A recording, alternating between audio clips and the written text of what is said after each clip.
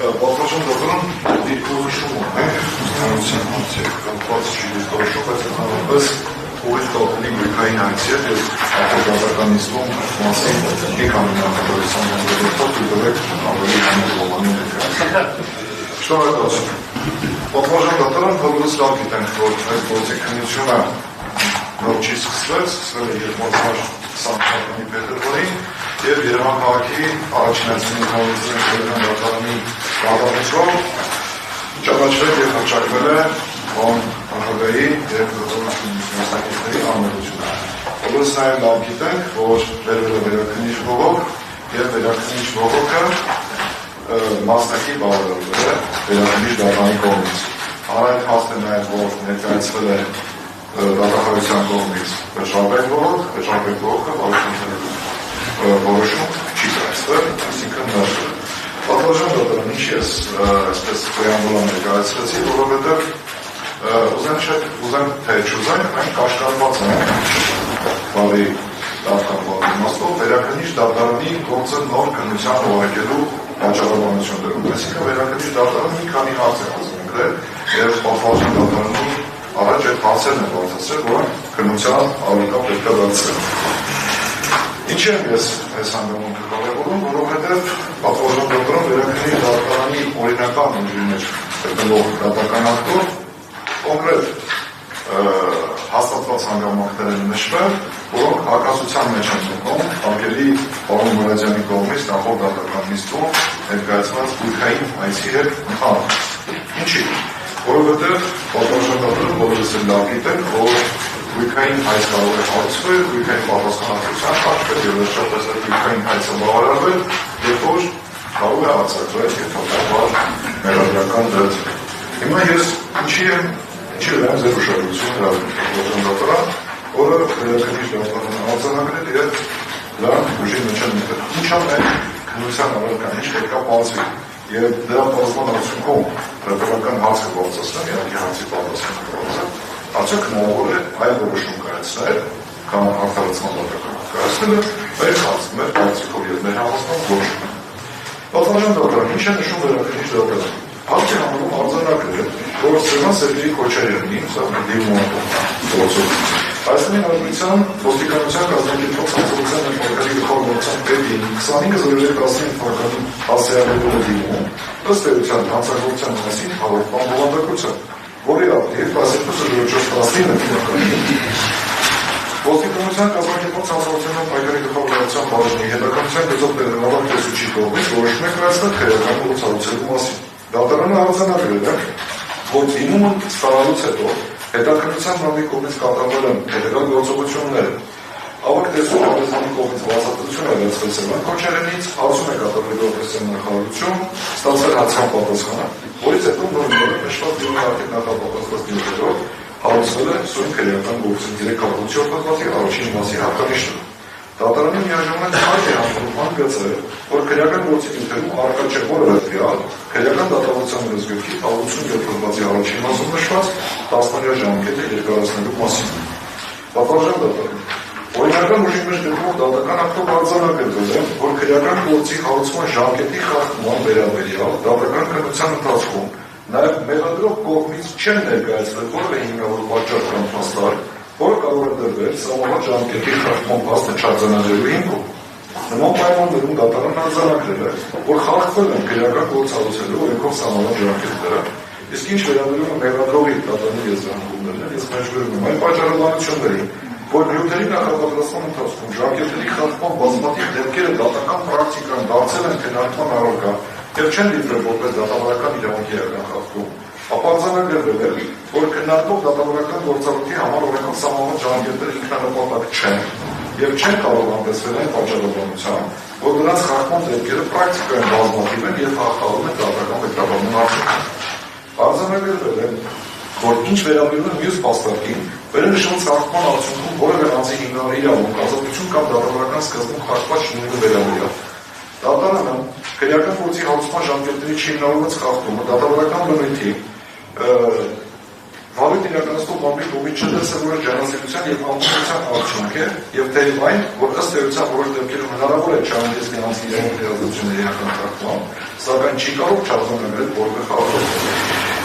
Վերլուծության ենթարկելով այս առումով դատարանի հետևությունները, վերաքննիչ դատարանը շարունակելով արձանագրել է, որ հիշյալ կարևոր հարցի կապակցությամբ ըստ էության դատարանը որևէ եզրահանգման չի եկել, այսինքն պատվորժան դատարան վերաքննիչ դատարանը չասում, ասում այսքան խախտումները արձանագրել է,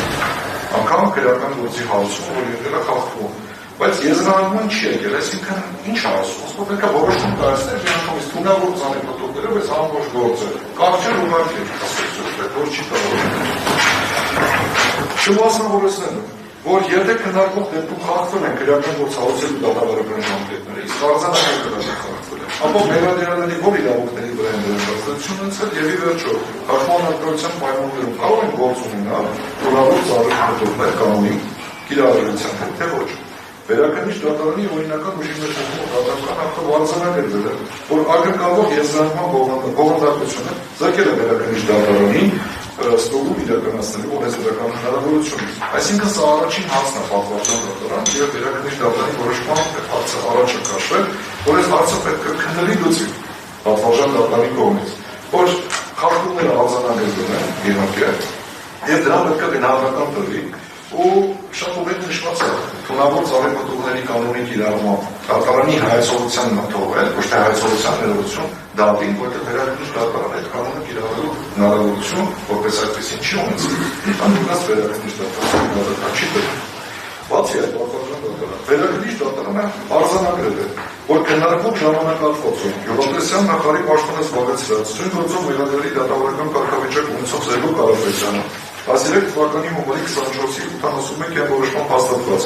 Հայաստանի Հանրապետության օգտագործողներին 13 թվականի գարնան գյուղատնտեսական աշխատանքների համար վաճելի գներով դիզելային վարույթի ավելանյութի ձեռնարկման նպատակով պետական աջակցության ծրագրի շրջանակներում իր պաշտոնից բխող պարտականությունները իրականացնելիս պարտավոր լինելով ղեկավարվել 7 թվականի հուլիսի 18-ի ընդունված եւ 18 թվականի ապրիլի 9-ին ուժը գործած նախագահի թիվ 174 այն հրամանագրով սահմանված Հայաստանի Հանրապետության կառավարության եւ նրան ենթակայական կառավարման այդ նորմերի գործողության կազմակերպման կարգի 34-րդ կետով, ինչպես նաև Հայաստանի Հանրապետության պետական բյուջեից իրավաբանական անձանց սուբսիդիաների եւ դրամաշնորհի հատկացման կարգ հաստատելու կառավարության 2003 թվականի դեկտեմբերի 27-ի համար 1937 որոշման պահանջներով գործընթաց իրականացնելու ուղղությամբ պատշաճ քայլեր չի ձեռնարկել։ Եվ անկախ այն հանգամանքից, պատվարժան դատարան, սա վերաքննիչ դատարանի արձանագրումն է սովորի մեջ, որ իրականում հնարավոր է, որ միայն ֆլեշ ընկերությունը կարող է պատշաճ կերպով կազմակերպել վարույթի ներդրումը, խորամուխ չի եղել կառավարության որոշման բաժին հանդիսացող նվազագույն շահավետին առաջացած կոնկրետ ընկերությունների հնարավորությունների ուսումնասիրման եւ բացահայտման մեջ, որի պայմաններում հիմնավոր չի գտել առաջին հերթին դատարանի կողմից իր դատական ակտում post-factum արված այն դատողությունների հետևությունները, որ ամբողջությամբ ուղղված են նախարարի այն ժամանակ թույլ տված վաստակների շրջանում ու իրավաչափ լինելու վերաբերյալ համոզմունքի ձևավորելու։ Հետևաբար, գործի նոր քննության ընթացքում հակակոռուպցիոն դատարանը պետք է քննարկման առարկա դարձնի այն հանգամանքը, թե արդյոք նախարար Զերգո Կարապետյանը 13 թվականին հունվարի 24-ի 81 որոշմամբ հաստատված ծրագրի իրականացման շրջանակներում գործել է արդյոք 2007 թվականի հուլիսի 18-ին ընդունված, ես իրավական ակտերի մեջ բերեցի, որոշման պահանջների պահպանման, անկախ այն հանգամանքից, թե արդյոք ստացել է հրահանգացություն որևէ մեկի կողմից դիզելային վարելիքի ներդրումը կոնկրետ ընկերության վերաբերյալ տրամադրելու վերաբերյալ։ Անկախ ամեն ինչից այս հանգամանքը դեպքապած է։ Վերաքննիչ դատարանը ընդգծել է, որ գործի ապացույցների եւ փաստական տվյալների ամբողջությամբ հնարավոր չէ հանգելու հետեւության, որ Սերժ Ազատի Սարգսյանի եւ Բարսեղ Երասիմ Բեգլարյանի արքում արկա են մի դեպքում հանցագործության կազմակերպման, իսկ մյուս դեպքում դրան դարձելու հանցակազմի հատկանիշները, ինչի մասին ես նախորդ դատականիստում ասում եմ պատվարժան դատարանը։ Վերաքննիչ դատարանը որևէ նախադասություն կասկածի տակ չի դրել բառնախնդրի անհրաժեշտությունը։ Հիմա այս հնարավորությունը, որ գործը եկել է ձևական առումով, ինչի ֆորմալ բարօգտագործան, որ ավելի փափուկ լինի, ֆորմալ առումով եկել է նոր քննության, սա նորից հնարավորություն չի տալիս գույքային այս ներկայացնելու։ Կասկած չկա, որ նախագահի անմիջության մեջ օրինական ուժի մեջ մտած դատական ակտով։ Հակառակը ես հնարավորությունները հիմա շարունակեմ։ Իսկ մյուս դեպքում դրան դարձելու հանցակազմի հատկանիշները։ Սակայն ոչ թե առաջին այցեն դատարանի կողմից փոստֆակտում վկայությունված այն պատճառաբանությամբ, որ Կարապետյանը վեճ կազմակերպությանը որպես մատակարարվելուց գործել իրավաչափորեն եւ ելնելով որոշման արդեն վերլուծված ենթարկված հանցագործության կազմակերպչին վերջին բնորոշ իրավական փաստարկներից։ Վերաքննիչ դատարանի օրինական ուժի մեջ գտնվող դատական ակտով արձանագրվել է, որ տեղի ունեցած հերթական աշխատանքային հանդիպումներից մեկում նախագահին զեկուցելով նախատեսվող սուբսիդիայի ծրագրով ծրագրային բարերի ներմուծելու մասին նախարարը հանրապետության նախագահի ցուցում է ստացել ներկայացման գործընթացը հանձնելու վերջնագրությանը, քանի որ նա վստահելի է եւ չի տապալի հանրապետական նշանակություն ունեցող ծրագրի կառավարությանը։ Դա չի կարող վկայել ընդգծումը Հայաստանի Հանրապետության նախագահ Սերժ Սարգսյանի կողմից առանձնապես խոշոր չափերի պատմում կազմակերպելու մասին։ Հիմք ընդունելով արդեն իսկույն դատական ակտում հանցագործության կազմակերպչին բնորոշ այն բնութագրումները, համաձայն որի ես մեր բերումները շատ ավելի փոքր կանեմ։ Կազմակերպիչը համակարգում է հանցագործների գործունեությունը, նախապատրաստում հանցագործությունը, կատարման ընթացքություններ տալիս եւ այլ։ Այսինքն վերաքննիչ դատարանը ուղիղ ընդգծել է, որ այդպիսի հանգամանքի մասին չի կարող կրել։ Օրենսդրի ձևակերպելուց բխում է, որ կազմակերպիչ կարող է համարվել այն անձը, ով կատարել է փոստվացի 37 փոստվացի 3 մասնավորված գործողությունից որը մտնում է։ Նույնը պատվարժան դատարան նաև Բարսեղ Գերասիմիկ Բեգալյանի դեպքում։ Վերաքննիչ դատարանը արձանագրել է նաև, որ առաջին այցելի դատարանում նոր քննության ընթացքում պետք է քննարկվեն ելնելով այն կանխավարկածից, որ Կարապետյանը դիզվարելիքի խմբականական ներկայացող կազմակերպության հարցում չի կայացել միակ ճիշտ որոշումը։ Սույն դատական ակտում արտերից մեջ վերված իրավական ակտերի լույսի ներքո պարտավոր լինելով բանակցի քննարկում առաջադրածն գործողություն նախարարություն ստացված առաջարկները եւ միայն տնտեսապես նվազագույն շահագրգիռ առաջարկած կազմակերպությանը ներկայացնել կառավարության հաստատմանը, որի պայմաններում ենթադրաբար գործել է իր լիազորությունների հնարավոր չարաշահման շրջանակներում կամ նույնիսկ անպտությամբ։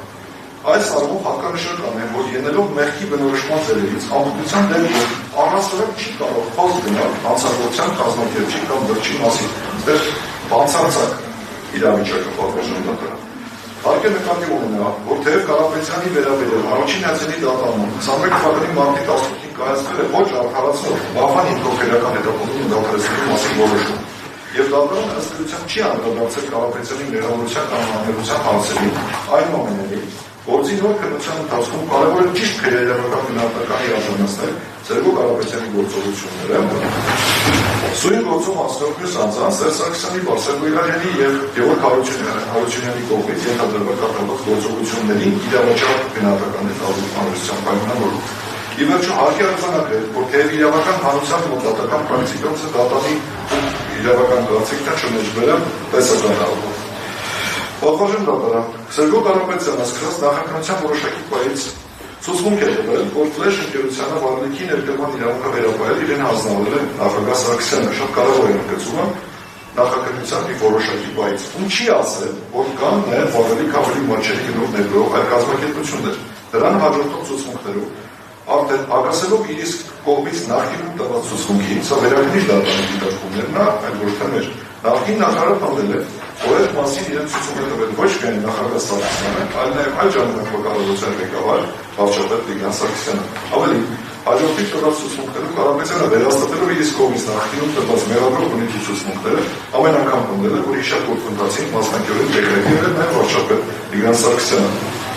Պատվարժան դատարան, ես ինչի ես մեջբերում արեցի, որ ըստ վերաքննիչ դատարանի նաև Տիգրան Սարգսյանը պետք է այս գործով հարցաքննվի։ Միայն այս դրանց ընդգծելով վերաքննիչ դատարանը առաջին այցելի դատարանի ձևակերպումները հաշվի առնելով նշվել է, որ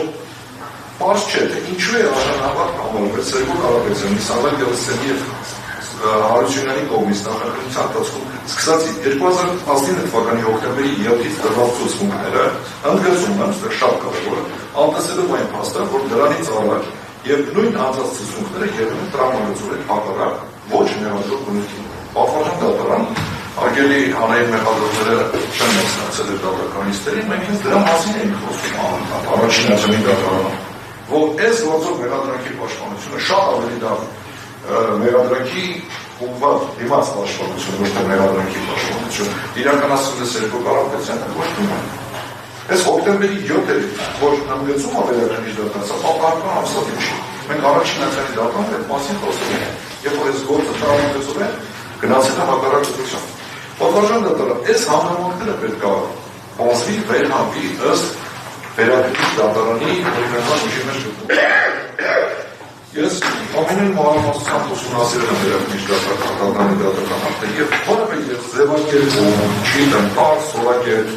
չեմ հայտնաբերել, որ կասկածի տակ է դեպքում պարոն նախագահի շնորհիվ։ Ավելին ասեմ, պատվարժան դատարան, սա այն երկու դատարանների կարծիքներն են, որոնց հիման վրա այս դատական ակտը վերկանգնել է։ Կա նաև երրորդ դատավորի հատուկ կարծիքը, ով համաձայնություն չի ունեցել այս երկու դատավորների հետ, եւ ֆիքսելը պարոն նախագահի անմեղությունը, ասում է դա ոչինչ, որ այդ դատավորական խախտումները եղել են, ոչինչ, որ քրեական գործի հարցումը դատավորական կանոնների խախտումը, ոչինչ այն իմաստով, որ վերջում արտարացում դատական ակտը։ Այսինքն մեր համոզվում ավելի ողջամիտ է, որ նորից այս պրոցեսը չստացվի անկախ նրանից, թե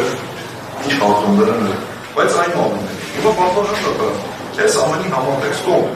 վերել նորից գույքային հայց այն դեպքում, երբ որ մեղավորության մասին չի կարելի խոսել, մեր կարծիքով ընդունելի չի։ Ես այդ պատճառաբանությամբ այն պատրաստել մեր դիրքորոշումը, արարողությունը, տեսակետը պատվարժան դատարանի եւ դատավորության մասնակիցների լսելի դարձնելու համար։ Խնդրում եմ այս ամենը անելիություն եւ պատվարժան դատարան առիթից օգտվելով, քանի որ մենք դիտորոշում դրավորել չէ, իր աշխատանքային տարբերակը պատվարժան դատարան։ Ես մի կարևոր ազգանքի եմ պատվարժան դատարանի ուշադրությունը խնդրում, որ վերակրիչ դատարանը ըստ էության այնպիսի հարցեր է բարձրացրել, որոնք իմ կարծիքով նախապատրաստական երևի հարցերի նաև անդրադառնանք, որովհետև հարց է բարձրացրել այսպես Օճառ Հարստոն Տիկով Սերգո Կարապետյանի վերաբերյալ որոշում կայացնելու հարցի շրջանդարձանելու, քանի որ ուստարձանագրված թե որ մեղավորության կամ անմեղավորության հարց չի քննվել, բայց այդ անձի արարժներին գնահատական տալու անհրաժեշտություն է տեսել։ Ես ուղղակի հարցի կարևորությունը ընդգծելով դատարանի ուշադրությունը հրավիրում եմ, որ կկազմի անկել որոշել ինչպես